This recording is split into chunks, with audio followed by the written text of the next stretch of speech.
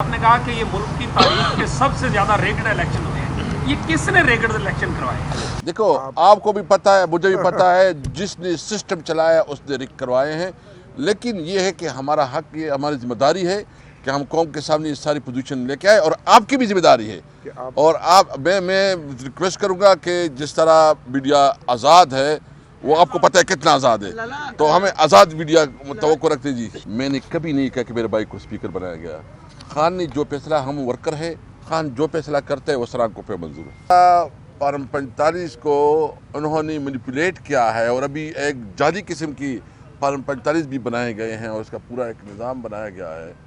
इसकी भी हम मजम्मत करते हैं, और हम समझते हैं कि हर एक के लिए जो एक फेयर एंड फ्री इलेक्शन का तकाजा था, उसको बुरी तरह जो है ना पमाल किया गया है।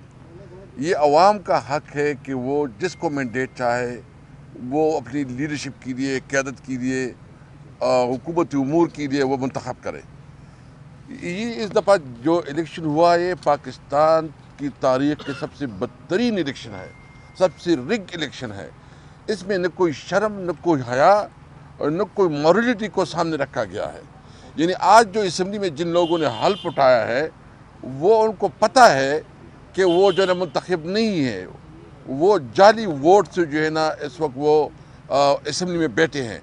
इस वोट के ज़रिए कोई जो है ना वज़ीर-ए-आज़म बनेगा, कोई कैबिनेट मेंबर बनेगा, कोई स्पीकर बनेगा, जो भी पोजीशन आएगा, मुझे समझाया जाए कि कौन उसको मानेगा। दुनिया में किसकी क्या क्रेडिबिलिटी होगी? इस हुकूमत की कोई अखलाक की जवाज़ नहीं है, उसकी कोई कानूनी जवाज़ नहीं है। हमने मौलाना साहब के साथ सिर्फ वोट की बात नहीं की, हमने सिर्फ उसके साथ कहा है कि हम चाहते हैं कि ये आइन की बालादस्ती हो, कानून की हुक्मरानी हो, और सिविलियन सुप्रीमेसी हो। मुल्क में जब तक कानून की हुक्मरानी और आइन की बालादस्ती नहीं होगी, ये मुल्क आगे नहीं बढ़ सकता।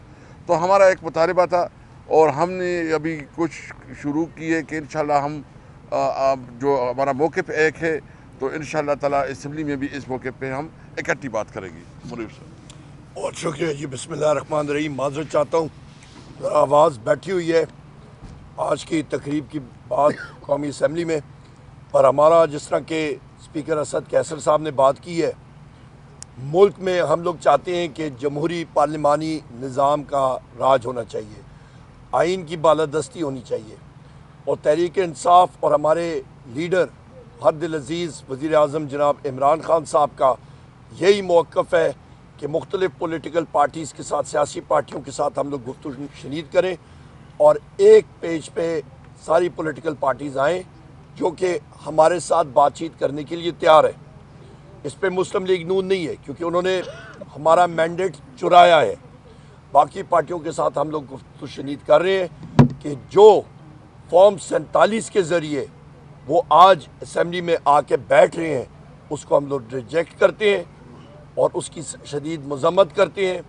कानूनी चाराजोई उसके ख़िलाफ़ हम लोग करेंगे, और बाकी पॉलिटिकल पार्टीज़ भी हमारे इस मौक़िफ़ की तायद करते हैं। बहुत शुक्रिया। अच्छा सर, ये बता दीजिएगा, बिलावल भुट्टो जरदारी ने कहा है कि पाकिस्तान तहरीक इंसाफ कहें या सुन्नी इत्तेहाद काउंसिल कहें, उन्होंने वोट ही नहीं मांगा, तो हम तो शायद वो उनका कोई दिल नर्म था आपके हवाले से, तो क्या कहेंगे?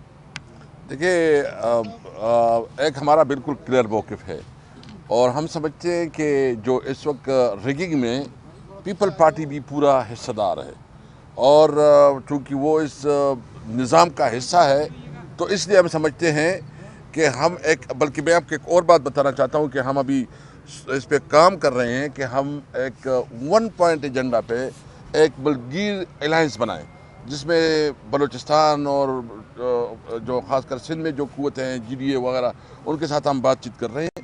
हमारी कोशिश है कि 1 पॉइंट एजेंडा हो, जिसका मकसद ये हो कि इस मुल्क में हमेशा हमेशा के लिए फ्री एंड फेयर इलेक्शन का इनेकाद हो, ये कानून की हुक्मरानी हो, आइन की बालादस्ती हो, और पार्लियामेंट सुप्रीम हो। तो वो तब होगा जब आवाम की जो राय है उसको इज़्ज़त दी जाए, वोट को इज़्ज़त दी जाए।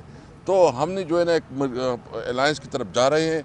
हमारे बानी चेयरमैन इमरान खान ने हमें इजाज़त दी है कि अभी हम जो है ना एक बाकायदा 1 पॉइंट एजेंडा पे दीगर पार्टियों के साथ बात करें। जी, बहुत पॉजिटिव। बहुत पॉजिटिव। उन्होंने कहा कि ये हमारा मौक़िफ़ एक है, اور اس موقع پہ جو ہے نا ہم ساتھ ملیں گے. ڈاکٹر صاحب جی بس جی اسد صاحب یہ فرمائیں کہ